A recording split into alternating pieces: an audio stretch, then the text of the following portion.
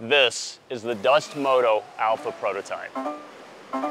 Hand built in the USA. Brett, come on, man. We're trying to film here. I guess we're gonna go ride this thing.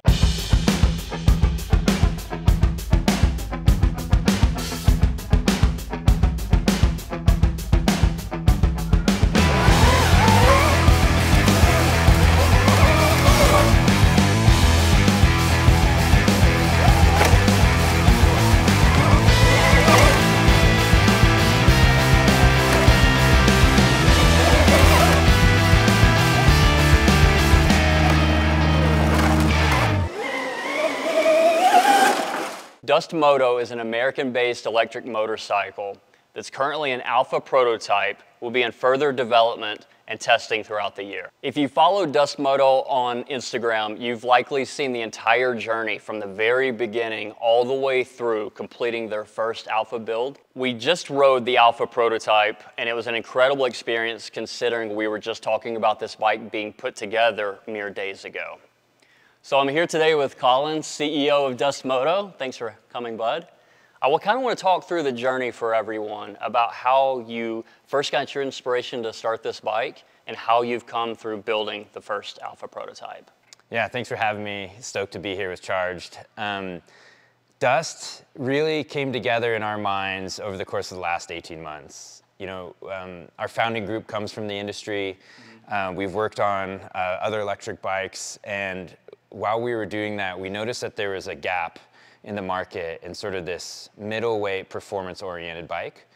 We also noticed that there were gaps in the market for American brands. Yeah. And with the sport being so anchored and driven by the American customer and athletes and events, we thought that that was an interesting opportunity to bring something new to the table to fill a need in the market as well as address the customer. This is a brand new mid-sized segment.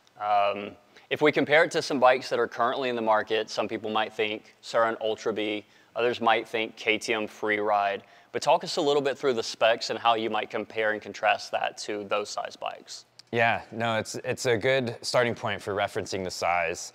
The mid-class bike segment we think is slightly smaller than a full-size 250, 450 bike, but at the same time it's using, let's say, typically larger wheel sizes like 21 and 18 or 19. And it really does the best of both worlds in terms of making a platform that can be ridden aggressively, but at the same time is a little bit more approachable, maybe with standover height and weight. Our bike currently as target is looking to put down about double the power of the Ultra B. And we're targeting about 200 pounds, which would be about 40-ish pounds lighter than the Freeride. So the idea is to bring, I think, a really compelling power to weight ratio, is to make sure that when you're riding the bike, it feels nimble, but also has plenty of power on tap to hit the stuff that you normally would want to hit on a bigger bike. So I might contrast that just a little bit to a lot of people immediately go to a Stark Varg, which is an incredibly powerful bike, but also, to me, incredibly heavy. At my body weight, I struggled to put down faster laps on my Varg than I might my modded Ultra B. The downside of a modded Ultra B, obviously, is the cost. So some of the bikes that you've seen on our Instagram, we're pushing close to $15,000, $16,000 into those bikes right now, which is more than most people are willing to spend on what we might consider a play bike. What are you targeting then from a price perspective? It's a great question. I think first and foremost, we're not coming for the Varg. Like, this bike is not supposed to be a direct competitor with the Varg. They're definitely playing in the full-size sort of 450 class replacement. It's an amazing bike. We've had some time on those bikes, and it's really interesting to show what's possible with electric, right? But we also noticed that the vast majority of consumers aren't ready to push a bike to that level, up to 80 horsepower. And in a lot of ways, because of the weight and the size of battery needed to give you sort of the range at those power levels, you end up creating an experience that is, a little bit less fun and a little bit more serious, right? Yeah.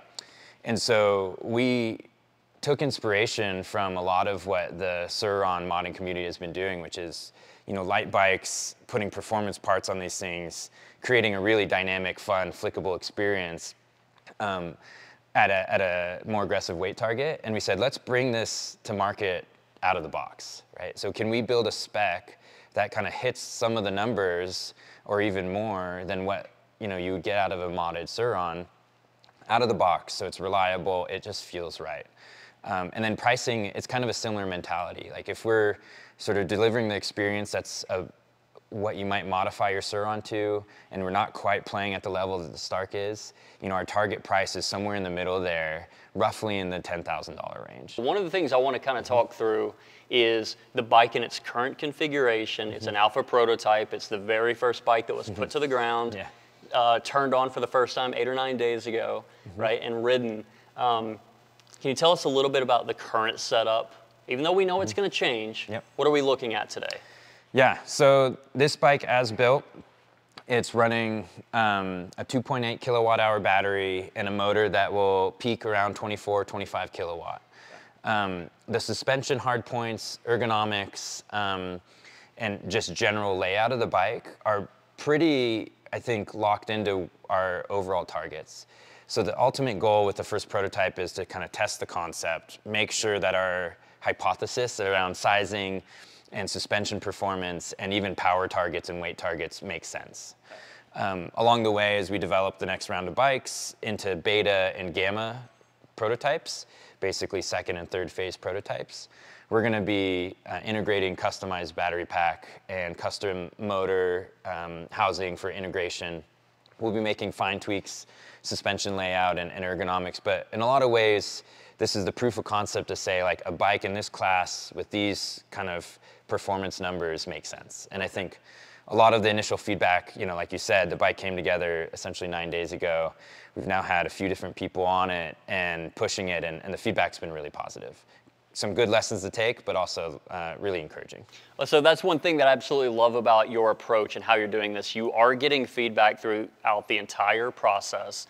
You've been extremely forthcoming on social media about your goals and what you're going to do, but also being open to that feedback of what can be changed in the future. Yeah. Now, there are two things I want to touch on real quick. One was this will not be the final bike, obviously Alpha. So kind of describe, if someone's not familiar with an Alpha build, what does that really mean? Yeah, no, in software development or vehicle development, typically the Alpha is sort of the first version of a product that is ready to be experienced, right?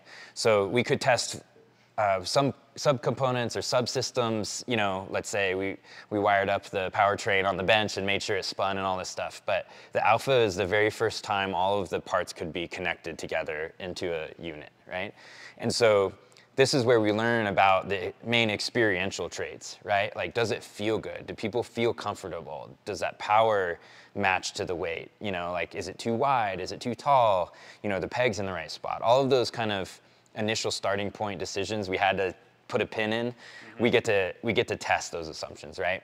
At a greater scale, we're really focused on running tight design, build, test, and refactor cycles, right? It's like in software, you do a bug check, find some bugs, refactor the code, build it, and then run and test again, right?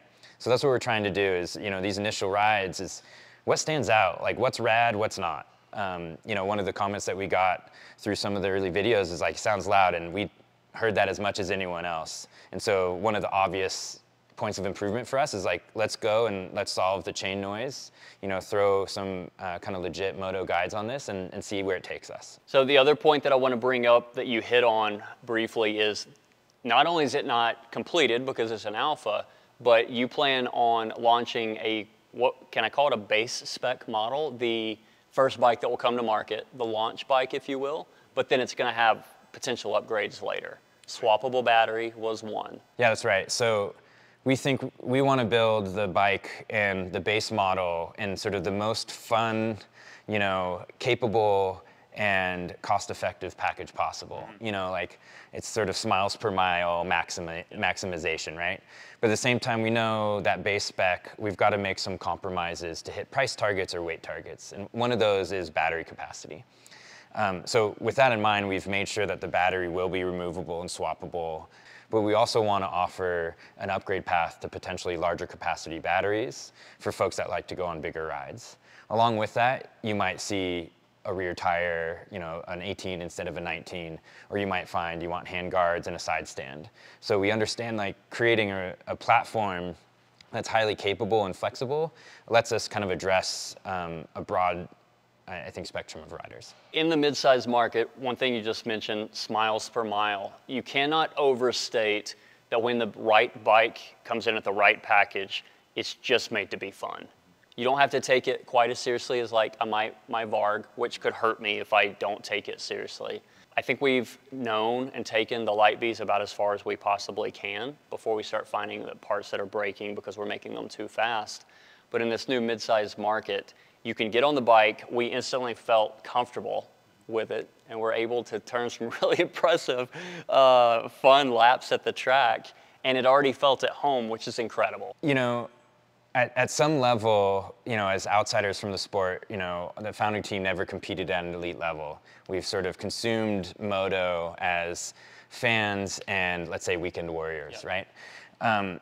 When we kind of take a step back and see a lot of the activities around kind of the sport, new entrants, and let's say the zeitgeist, it's always, in a lot of ways, focused on maximum performance, right? But the reality is most customers aren't looking for maximum performance. They're actually using maximum performance as a proxy for fun. So when you actually think about riding your dirt bike with your buddies in some awesome terrain and the bike starts to feel at one with your body, you kind of get into that flow state, that's the most fun, right? And so in order to create a platform that does that, we're being cognizant of weight, we're being cognizant of the max power needs. Yep. And even sizing, right? Like a bike that feels a little bit tall, tippy toes, yeah, you're maximizing total suspension travel, all those sorts of things. That's why it's gotten there. It might not be conducive to having the most fun on the bike. So, we want this situation where you're, it's quiet so you can hear each other laughing your heads off, roosting each other, going bar to bar on your little backyard rut track. And you pull up and you're able to high five and you've got that experience that kind of takes you back to childhood a little bit. And if you're not riding for fun, really, what's the point? Right? Get on the bike and enjoy it. Yeah. I want to switch over to part of the go-to-market launch, or the way that you really started the whole foundation for the company, is actually called the Founders 50. You gave a chance for people that are maybe industry insiders, people that want to really watch you succeed. You allowed us to be very involved from kind of day one. Can you kind of talk about the program, the Founders 50 program? Yeah. And give a little bit of an insider's view there? Yeah, so it's not completely probably obvious for some folks that may be kind of coming to the brand more recently and seeing some of the content that's been put out. But from an early day, we knew that we wanted to shape the bike and the brand to reflect the customers that are out there in the industry. And we knew in order to do that, we need to have a close relationship with the folks that are actually going to be riding these things. And so really early in the company, is basically within the first couple months, we said, how do we build traction and momentum and let people know that we're in it for the right reasons? And we said, let's try this kind of new form of crowdfund where we bring 50 people along the journey with us at a very early stage. And not only that, let's actually let them come kind of behind the scenes with us. And so, Charge was one of the first Founders 50 member to jump on, and I think it's a credit to your kind of vision for what's possible in the sport and where e-moto is going, but also understanding that it's going to be pretty fun to build a bike, right? Like, what do we want in a bike? What has been missing, right? And so it's been massively beneficial to us. It's kind of an interesting mix of people that have always wanted to ride moto but have been intimidated and finally found an entry point. People that are already riding Surons and upgrading them and trying other e-moto, as well as just core riders that are finally ready to say, okay, I want a bike that I can take out more regularly. It's quiet. I can hit single track or backyard tracks without pissing off my neighbors. And that kind of cross-section of rider has been, and customer has been super powerful. We get feedback in all directions. Like, is it gonna be big enough for me is it gonna be able to be loaded on the back of my Subaru, right? Mm-hmm. Is it gonna pull big enough for like 70-foot hit, or is it gonna go far enough in the backcountry, right? And so those inputs are incredibly valuable for us to build the right bike. But at the same time, we believe that it helps build credibility around the industry. And by showing the process and bringing people along the ride, those folks can build that trust and understanding and ultimately hopefully recommend it to their friends or family members when the time's right. Let's talk a little bit about the development of the bike that we just rode and its current setup, and obviously what's going to change considering this is an alpha prototype. So I'm going to go through a couple specs that I know about the bike and just correct me if I'm wrong. Yep. So the overall size of the bike is built specifically for 1821 or 1921 wheels and tires, which is typical in the dirt bike world. So that kind of gives you an idea of the wheelbase. The front end is WP43 forks that most people know from the KTM Freeride or maybe an 85cc bike. Just over 10 inches of travel, 10 and a half, almost 11. The rear is an Olin's rear right now, but you're targeting about 11 inches of travel in the rear. That's right, yeah, 11 inches of travel. It's an Olin's off a YZ85 actually. The battery currently is a 72 volt, 39 amp hour. That's correct, yep, about 2.8, 2.9 kilowatt hours total capacity. Okay, and we talked about that being swappable, so potentially a larger option later. That is a QS165, excuse me, motor, which is one of the brand new motors out in the market, V3. It's air-cooled, which put all that package together and you're pushing about 25 kilowatts peak. That's right. That motor is capable, 24, 25 kilowatt peak. Our target for launch is just north of that. So this gives us a really great way to test kind of our performance targets with an available benchmark in the market. You know, we look at a lot of entrants into the industry. It takes time to build their first prototypes because they're sort of inventing motors or controllers or batteries straight out of the gate. And we think ultimately we're building an amazing system, and it is going to be made up of some components that are already available in the market and some stuff that are, let's say, tailored for the application. So our battery pack is going to be tailored. It's going to be about 20% larger capacity than what we see here. The motor is, like I said, a slight bump in power, but let's say really similar form factor, sizing, weight, kind of location. And other components like the wheels or like pegs or like suspension, those are coming off of existing fitments in the moto industry. And that's important for us because this stuff has been tested and proven. It gives us common ground with the service sort of network, serviceability, or even upgrade paths. People that love to do, cool new looking parts on pegs and clamps and stuff like that can kind of pull their personal style into it. Even suspension, using these existing fitments lets new entrants come in and say like, oh, there's already a larger market than just the Dust bike to build a fork or a shock for, right? So the other part of the Alpha build right now is the brake setup. And some people have noted we're running hand brakes. So we've got kind of typical moto mapping where it's right is front, left is rear. Yep.